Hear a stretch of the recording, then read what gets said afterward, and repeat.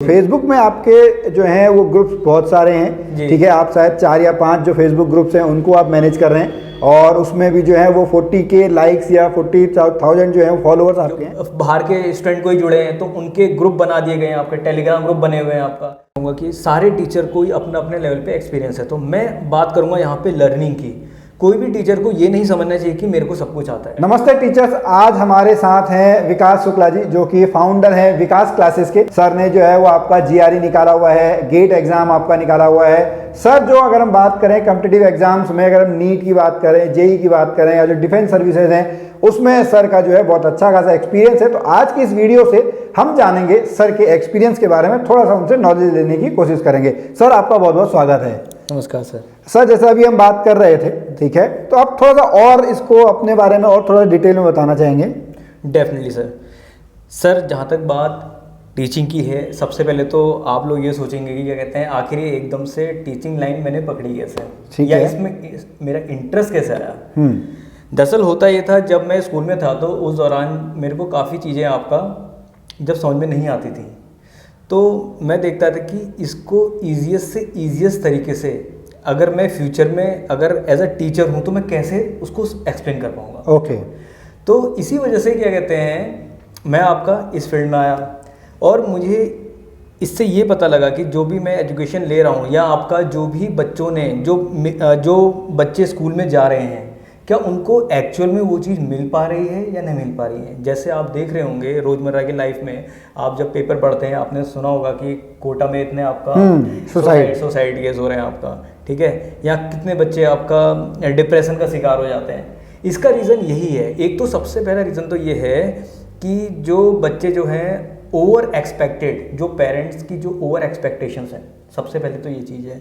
दूसरी चीज़ ये है कि स्कूल का प्रेशर, एजुकेशन ना बन के मतलब एक ऐसा मतलब एक प्रेशर कुकर बन गया है जिसकी वजह से बच्चा एक तरह से सप्रेस्ड होता जा रहा है। सर जैसे आपने बताया कि आपने जो है वो GRE भी निकाला हुआ है, गेट आपने निकाला हुआ है और आपने प्राइवेट कंपनीज में जो है वो आपका as a mechanical engineer job की हुई है, तो वहाँ से फिर टीचिंग में आप कैसे स्विच हुए? सर जैसा मैंने आपको बताया था कि ऑटोमोबाइल सेक्टर में आपका CNC में था आपका, ठीक है, तो वहाँ पे कटिंग फ्लूइड से मेरे को एलर्जी होती थी, तो मैंने आपका तो ऑटोमोबाइल सेक्टर मैंने उस समय स्विच कर दिया था। ONGC का भी एंट्रेंस निकाला था और इंटरव्यू भी क्रैक किया था, लेकिन फिर वही बात हो जाती है कि आपका जब इंडस्ट्रियल एरिया में जाते हैं, इंडस्ट्री में जाते हैं, तो फिर आपको अपने आप को की तरह भूलना पड़ता है। और दूसरा क्या कहते हैं, मेरी बॉडी की थोड़ी इश्यूज़ थे, आपका एलर्जी वगैरह दिक्कत थी, इसलिए मैंने ये छोड़ दी थी।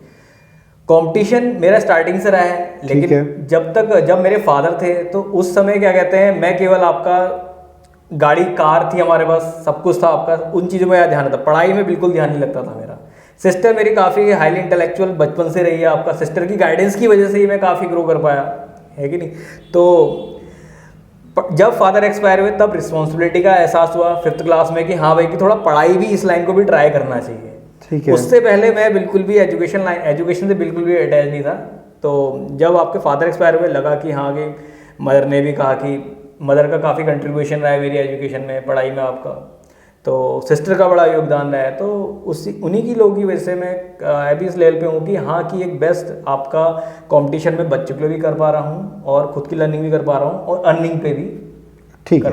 आप अर्निंग पे बात कर ले रहे हैं। तो जब हम बात करें प्रोफेशनल कोचिंग की, तो प्रोफेशनल कोचिंग आपने कब शुरू किया? आपने ग्रेजुएशन किस फील्ड में किया हुआ है?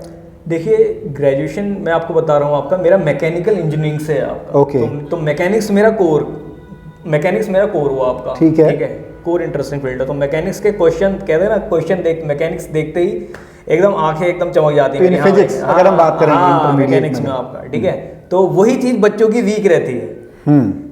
चाहे 11th में जो आपके क्या कहते हैं यही चीज़ वीक रहती है आपकी मैकेनिक्स। तो इसी मैकेनिक्स को एक बहुत बढ़िया एक बैकबोन बनाते हुए कंपटीशन को हिट करना काफ़ी आसान होता है।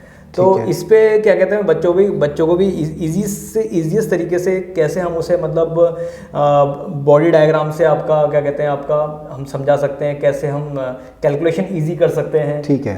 तो उसी तरीके से मतलब क्या जिससे बच्चों का कम समय मिलेगा। कंपटीशन बेसिकली है क्या, कंपटीशन से बच्चे घबराते हैं। Competition means selection of a right person for the right place.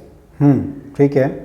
तो ये चीज़ अगर बच्चों को समझ में आ जाए तो डेफिनेटली वो इतना सप्रेस नहीं होंगे आप। ठीक है। अब सर यहीं पे हम थोड़ा सा इसमें बच्चों के रेस्पेक्ट से थोड़ा सा ऊपर उठ के अगर हम जानना चाहें, कोई टीचर है, जैसे आप कह रहे हैं कि आपका मैकेनिक्स जो है वो कोर आपका सब्जेक्ट है, और तो कोई भी टीचर है वो अपने जो कंटेंट डिलीवरी है ना उसको सिंप्लीफाई कैसे करे या उसको थोड़ा सा इंगेजिंग कैसे बनाए बच्चों के लिए? देखिए सर, वैसे तो मैं आपसे कहूँगा कि ऐसा मैं नहीं कहूँगा कि सारे टीचर को ही अपने अपने लेवल पे एक्सपीरियंस है, तो मैं बात करूँगा यहाँ पे लर्निंग की। कोई भी टीचर को ये नहीं समझना चाहिए कि मेरे को सब कुछ आता है। इवन मैं अगर आपको यहाँ पे देखूंगा, अगर कोई मेरे से कहेगा कि आप एज अ टीचर देखते हैं या क्या देखते हैं, मैं एज अ एजुकेटर और एज अ लर्नर देखता हूँ, ना कि एज अ टीचर।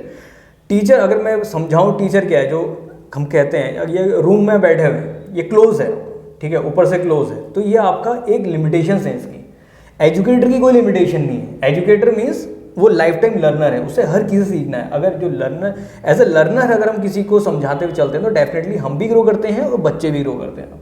बहुत बढ़िया। अब थोड़ा सा हम यहाँ पे आपके ऑनलाइन जो आपका एक्सपीरियंस है, यूट्यूब चैनल है, उसके एक्सपीरियंस के बारे में बात कर लें तो आपका एक्सपीरियंस कैसा रहा यूट्यूब पे? देखिए सर, यूट्यूब में भी काफ़ी बढ़िया एक्सपीरियंस रहा, लेकिन काफ़ी इस बात में जो आपके प्रश्न है इसमें थोड़ी मेरे को हंसी इस बात इसलिए आ रही है क्योंकि ज़्यादा नॉलेज थी नहीं मेरे को, मतलब सोशल मीडिया में, मतलब जैसे बैकग्राउंड म्यूज़िक हो गया और ये चीज़ें कैसे ऐड करते हैं। तो किसी फ्रेंड से एडिट कराई थी, तो उसने क्या कहते हैं आपका कुछ जो आपकी ऑडियो थी तो वो आपकी कॉपीराइटेड थी। तो कॉपीराइटेड जो आपकी जो बैकग्राउंड म्यूज़िक था उसको यूज़ किया जिस एडिटर में, जो फ्रेंड था, तो उसको मैंने जो अपलोड किया था तो उसमें 3 बैक टू बैक आपके 3 ईमेल आए थे आपका। अच्छा, ठीक है, 3 स्ट्राइक आई थी। हाँ, कॉपीराइट स्ट्राइक आई थी। तो उस मेरे को खुद भी नहीं पता लगा मेरा जो पहला जो चैनल था वो कैसे आपका कब डिलीट हुआ आपका। बस एक बार जब डिलीट जब हो गया था मेरे को 5 दिन बाद पता लगा कि हाँ भाई डिलीट हो चुका है आपका। तो ये काफ़ी मतलब मज़ेदार जर्नी रही, लेकिन फिर भी मैंने हार नहीं मानी। मैंने कहा कि नहीं भाई, अब तो नहीं बैकग्राउंड म्यूजिक, बस ओरिजिनल जो कंटेंट होगा जो आपका जो बच्चों को दे रहा हूँ वही देना है, तो मतलब उसी पे काम करना है। उसमें आपने कितना टाइम लगाया था अपने यूट्यूब चैनल पे? सर जो पहला जो चैनल था उसमें क्या कहते हैं, मान के चलिए मेरे आपका 2 साल तो हो गए थे आपका। अच्छा। 2018 जुलाई में 18 जुलाई में स्टार्ट किया था। रेगुलर नहीं था मैं उसमें, मैं आपका वीकली या महीने में 1-2 लेक्चर डालता था। स्टूडेंट्स कहते भी थे कि सर आप एक रेगुलर कंटेंट बनाइए, एक प्लेलिस्ट बनाइए, तो जिससे बच्चों को भी बेस्ट नॉलेज मिल पाए। तो मेरा तो अब ये होता था कि रिकॉर्डिंग मेरे को ही करनी है, सब कुछ वही करना है, तो फिर ये ज़्यादा नॉलेज भी नहीं थी, तो थोड़ा टाइम गैप रहता था। तो ये मान के चलिए 2-3 साल उसमें काम किया था, लेकिन इरेगुलर वे में। लेकिन अब जो मैं काम कर रहा हूँ उसमें थोड़ा कंसिस्टेंटली स्टार्ट करूंगा, जो कि है विकास क्लासेस लाइव 2.0, जहाँ पे मैं आपका अपने लेवल पे बेस्ट से बेस्ट कॉम्पिटिटिव कंटेंट उसमें डाल रहा हूँ। आई होप कि क्या कहते हैं आप लोगों को पसंद आएगा। जी बिल्कुल सर, जरूर जो है यहाँ पे जो व्यूवर्स हैं वो जरूर इसको देखेंगे। अब यूट्यूब से अलग हटके दूसरे सोशल मीडिया प्लेटफॉर्म की हम बात करें, फेसबुक में, तो फेसबुक में आपके जो हैं वो ग्रुप्स बहुत सारे हैं, ठीक है। आप शायद 4 या 5 जो फेसबुक ग्रुप्स हैं उनको आप मैनेज कर रहे हैं, और उसमें भी जो है वो 40K लाइक्स या 40,000 जो है फॉलोअर्स आपके हैं, तो उसकी जर्नी के बारे में थोड़ा सा आप बताना चाहेंगे? जी हाँ सर, सोशल मीडिया में यूट्यूब से पहले मैंने फेसबुक में ही काम करना स्टार्ट किया था, और मैं उसमें क्या करता था, आपका एक फिजिक्स एजुकेशन है, एक ग्रुप फिजिक्स एजुकेशन का है, एक है ऑनलाइन ट्यूशन जंक्शन का। फिजिक्स एजुकेशन में जो है आपका 17K फॉलोवर्स हैं, नियरली अबाउट 17,000 फॉलोवर्स हैं, और ऑनलाइन ट्यूशन जंक्शन जो है आपका उसमें 40,000 के अराउंड आपका फॉलोवर है, 40,000 प्लस में है। और एक और है आपका विकास क्लासेस, उसमें भी आपका 821 है, और एक ग्रुप और है फिजिक्स एजुकेशन करके ही है, तो उसमें भी क्या कहते हैं आपका 1200 समथिंग है। ओके। तो इसमें जो रहता है आपका, जैसे आपका एजुकेशनल कंटेंट में जैसे आपका PDFs हो गई, आपका लिंक शेयर हो गया आपका, और आपका ये JPG फॉर्मेट में इमेजेस हो गई एजुकेशनल कंटेंट में। बाकी उसमें जैसे जो बाहर के स्टूडेंट कोई जुड़े हैं तो उनके ग्रुप बना दिए गए हैं, आपके टेलीग्राम ग्रुप बने हुए हैं आपका, तो उनको वीकली कंटेंट मिलता रहता है आपका, ठीक है, टेलीग्राम और बाकी सोशल मीडिया। ठीक है, चलिए सर थोड़ा सा ना और इसमें मैं डीप में जाना चाहूँगा, क्योंकि अभी तक जितने भी हमारे पास यहाँ पे टीचर्स आए हैं या हम खुद भी जो हैं वो यूट्यूब पे ज़्यादा जो है हम एक्टिव रहते हैं, क्योंकि कहा जाता है कि यूट्यूब पे जो मोनेटाइजेशन थोड़ा सा आसान आपका है।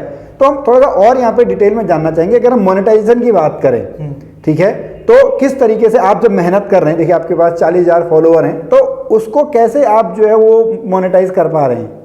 देखिए सर, फेसबुक से अगर मैं बात करूँगा फेसबुक से तो कोई अर्निंग नहीं है, लेकिन जो ऑडियंस वहाँ से बिल्ड है मेरी, आपका जो जितने भी आपकी लॉयल ऑडियंस बिल्ड है आपका, तो वो आपका मेरे से टेलीग्राम में जुड़े हुए हैं आपका। ठीक है। तो उसमें आपका अलग अलग करेंसी का भी करेंसी कन्वर्जन होता है, वो तो खैर पेपैल और उसके थ्रू आपका मैनेज हो जाता है।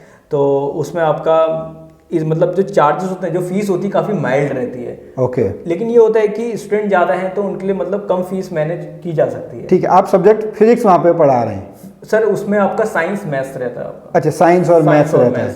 हाँ, कहाँ से आपके स्टूडेंट हैं? सर ये आपका मान के चलिए आपका साउथ, आपका क्या कहते हैं, नाइजीरिया हो गया, साउथ अफ्रीका हो गया, अब तो यूएस और यूरोप के भी जुड़ रहे हैं। ठीक है। क्योंकि फेसबुक की एक एल्गोरिदम होती है, एक टाइम में जैसे आपका ये वेस्टर्न, आपका ये साउथ का मतलब वहाँ पे कवर किया आपका, फिर यूरोप में जाती है। अगर एक दो ऑडियंस भी आपका यूरोप की जुड़ती हैं, अगर वो आपकी रेगुलर फीड्स देख रही हैं, तो वहाँ की ऑडियंस भी बिल्ड होती रहती है। ओके।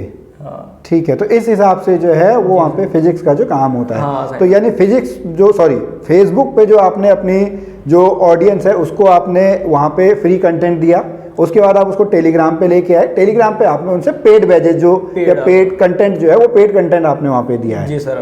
ठीक है। तो ये जो आप मैथ्स और फिजिक्स की बात कर रहे हैं, तो इंडियन एजुकेशन में और जो बाहर के स्टूडेंट हैं वहाँ में क्या फ़र्क आपको लगता है? सर बहुत अंतर है, बहुत ज़्यादा अंतर है, क्योंकि मैंने IGSC बोर्ड के बच्चों को भी पढ़ाया है, जो कि ब्रिटिश कैरिकुलम बेस्ड बोर्ड है आपका। जब हम यहाँ पे आते हैं आपका CBSE बोर्ड में, तो यहाँ पे CBSE बोर्ड काफ़ी आपका कॉम्प्लिकेटेड और लेस एनालिटिकल माना जाता है। जब IGSC बोर्ड आपका बाहर के बोर्ड की बात करते हैं, तो वहाँ पे आपका जो रहते हैं आपका, जैसे कोई भी आपका मैकेनिक्स का कोई क्वेश्चन है, तो वहाँ पे आपका वायर डायग्राम कि हाँ भाई कि एक आपका गाड़ी ऑटोमोबाइल चल रही है, उसके आपका एक शॉकर है, शॉकर जब कंप्रेस होगा तो उसमें कितनी एनर्जी मतलब आपका स्टोर होगी, जब आपका वो आपका पार करेगा, आपका स्पीड ब्रेकर पार करेगा, तो इतने टाइम तक वो कंप्रेस रहा है। तो मतलब काफ़ी एनालिटिकल स्टडी रहती है वहाँ पे।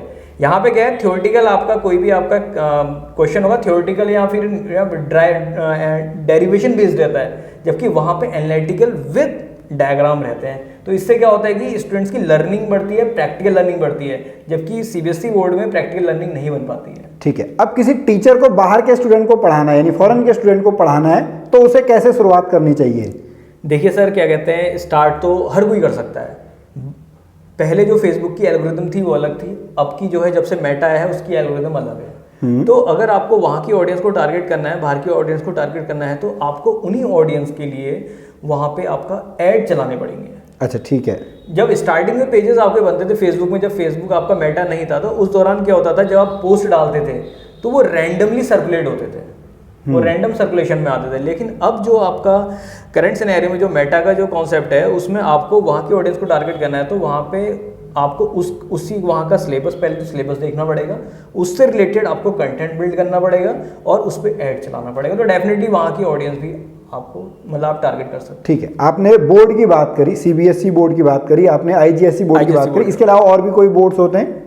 सर अभी तक तो मेरा जो इनकाउंटर हुआ IGSC बोर्ड और इनसे ही हुआ है आपका। ठीक है। और जो बाकी जो बच्चे रहते हैं आपका बाहर के रहते हैं, ग्रेजुएशन के और जैसे आपका मेडिकल लाइंस के रहते हैं और टेक फील्ड के रहते हैं, तो वो रैंडमली टॉपिक्स पूछते हैं, ना कि वो ये नहीं कहते हैं कि हमारा मतलब ये बोर्ड है, वो रैंडमली टॉपिक्स, जैसे आपका मैकेनिक्स में आपका जैसे किसी को पूछना है रोटेशनल डायनेमिक्स पूछनी है, तो सीधे टॉपिक पे आते हैं। सर ये टॉपिक है, उसमें आपका मैंने आपका स्लॉट रखे हुए हैं, आपका ये पर्सनल सेशन के स्लॉट रहते हैं आपका, जैसे अभी हमारा इंटरव्यू यहाँ सेशन चल रहा है, उसी तरह वहाँ पे कैलेंडर होता है, तो कैलेंडर में स्लॉट्स होते हैं, वहाँ पे रखे होते हैं, तो उनकी स्लॉट्स की बुकिंग हो जाती है आपकी। ओके, ठीक है। तो थोड़ा सा और डिटेल में समझाना चाहिए, क्योंकि ये जो आप बातें बता रहे हैं ना, ये थोड़ा सा नई बातें हैं, या बहुत कम जो टीचर्स हैं उनको ये बातें पता हैं। ठीक है। कैलेंडर यानी आपने, हम मान लेते हैं कि आपने अपना टाइम एक जो है वो फिक्स आपने कर लिया है, इसमें आप आवरली चार्जेस लेते हैं या मंथली चार्जेस लेते हैं, किस तरीके से चार्जेस रहते हैं आपके? सर ये अलग अलग है आपका, कुछ जैसे आपका कितने स्टूडेंट्स को रिकॉर्डेड लेक्चर चाहिए होते हैं, ठीक है, तो उनके चार्जेस अलग रहते हैं। कितने स्टूडेंट्स को लाइव चाहिए होते हैं, तो लाइव हर किसी के लिए पॉसिबल हो पाना संभव नहीं है, तो इसलिए अगर एक ही शेड्यूल में, जैसे एक डेट में, जैसे मतलब अगर 15 से 20 स्टूडेंट्स हो जाते हैं, ठीक है, तो उनको मैं एक स्लॉट में कवर कर लेता हूँ। ओके, तो ये आपने अपना प्लेटफॉर्म खुद बनाया, किसी प्लेटफॉर्म के थ्रू आप कर रहे हैं? सर मेरा आपका ये जूम का रहता है। अच्छा, जूम के थ्रू? हाँ, जूम का आपका। ठीक है। नहीं, जैसे मैं इसमें जैसे पूछना चाह रहा था, जैसे मैं आपको अपना थोड़ा सा स्टोरी अगर बताऊं तो एक वेबसाइट चैग है, CHEGG, ठीक है, जहाँ पे आपके क्वेश्चन सॉल्व करने होते हैं, ठीक है। आज से लगभग 6-7 साल पहले हमने उसमें कुछ जो है, अगर हम बात करें 2017-18 की अगर हम बात करें, उस टाइम पे हमने उसमें ट्राई किया हुआ था चैग जो है उसमें US के। लेकिन उसमें प्रॉब्लम ये थी कि आपको अगर क्वेश्चन लेने हैं या आसान क्वेश्चन लेने हैं या क्वेश्चन फर्स्ट अटेम्प्ट में आपको देखने हैं, तो आपको रात में उठना पड़ेगा, क्योंकि वहाँ पे US के क्वेश्चन आपके आ रहे थे। हाँ, US तो आपने इसी तरीके किसी प्लेटफॉर्म में, या आप केवल जो आपका फेसबुक आपका ग्रुप है वहीं से आपको मिल जाती है रीड्स? नहीं सर, मेरी रीच फेसबुक से है, और क्या कहते हैं मेरी पर्सनल, आपका जो मेरी पर्सनल आइडेंटिटी है, ओके, क्या कहते हैं, ऐसा नहीं कि मैं किसी और प्लेटफॉर्म में जा रहा हूँ कि चैग इंडिया है आपका, बाकी जो है आपका, तो उस प्लेटफॉर्म में नहीं। तो क्या कहते हैं, हाँ, वेदांतु में मैंने आपका वो किया था, वेदांतु में मेरा इंटरव्यू आपका क्लिक किया था। ओके। तो लेकिन फिर जो टाइम था आपका कोविड के दौरान, मेरा मैच नहीं कर पा रहा था। ठीक है। तो वेदांतु से मैं काफ़ी मतलब वो था आपका, क्योंकि वहाँ की टीममेट्स आपको काफ़ी है, मतलब अच्छा, मतलब सीखने को मिलता है वहाँ पे। ठीक है। बाकी जो मेरी रीच है वो मेरी अपनी पर्सनल आपका है। आपने जैसे पहले बताया था कि आपने कुछ जो नेशनल ब्रांड्स हैं उनके साथ भी आपने काम किया है, ठीक है। अब आप अपना खुद भी जो है वो अपनी कोचिंग चला रहे हैं, विकास क्लासेस नाम से। तो एक छोटे कोचिंग इंस्टीट्यूट में और एक जो आपका नेशनल ब्रांड है, जो प्रोफेशनल कोचिंग इंस्टीट्यूट है, वहाँ पे क्या डिफरेंस है? सर बहुत ज़मीन आसमान का अंतर होता है, क्योंकि जैसे अगर मैं किसी दूसरे कोचिंग सेंटर में जो आपके नेशनल ब्रांड्स बने हुए हैं, तो वहाँ पढ़ाता हूँ, तो वहाँ पे साफ स्ट्रिक्टेड होता है कि बच्चे को उतना ही पढ़ाना है जितना आपको देना है सिलेबस में। ठीक है।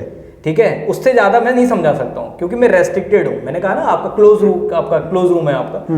लेकिन जब मैं अपने सेंटर में पढ़ा रहा हूँ, तो मैं बच्चों को बाहर की जो नॉलेज है, आपका टेक्नोलॉजी में क्या रिवॉल्यूशन आ रहा है, AI में, AI के थ्रू आपका जनरेटिव AI से क्या चेंजेस आने वाले हैं, तो मैं ये चीज़ें भी शेयर करता हूँ, क्योंकि बच्चों की क्यूरियोसिटी जो होती है वो कभी डेड नहीं होनी चाहिए।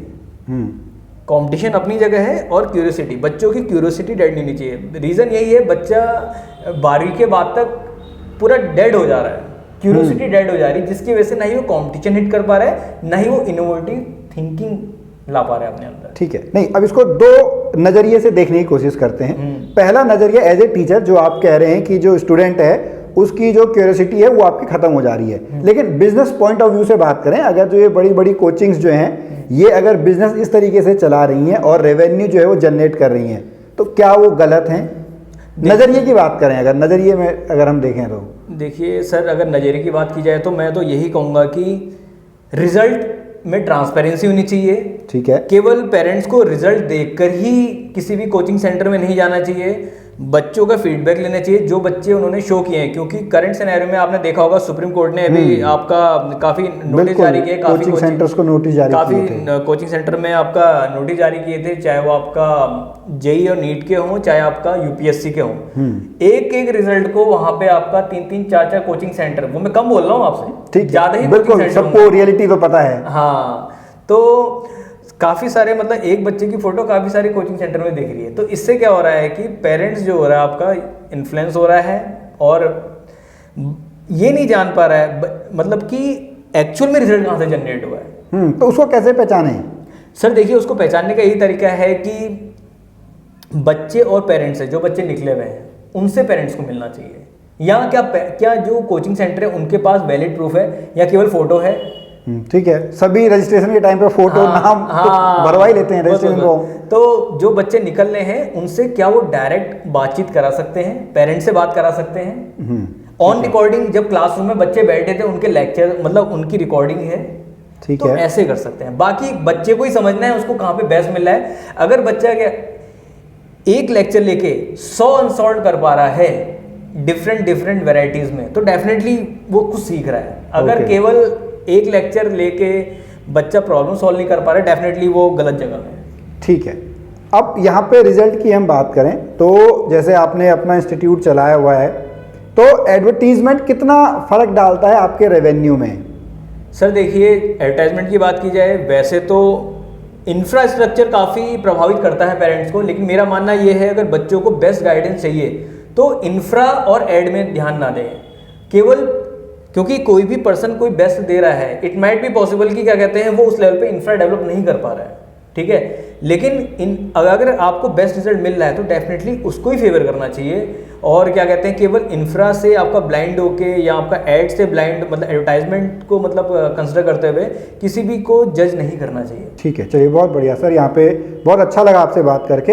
अब लास्ट में एक, अगर आप जो हमारे टीचर्स हैं जिसको अपना इंस्टीट्यूट जो है वो नया इंस्टीट्यूट आपका खोलना है, उनको आप क्या जो है सलाह देना चाहेंगे? सर देखिए, उनको सलाह मैं ये देना चाहूँगा कि अगर आप इस लाइन में आ रहे हैं एजुकेशन लाइन में, केवल अर्निंग को लेके ना आए, लर्निंग को लेकर भी आए। अगर आप अपनी लर्निंग स्ट्रॉन्ग कर लेते हैं, डेफिनेटली आपकी अर्निंग भी स्ट्रॉन्ग होगी।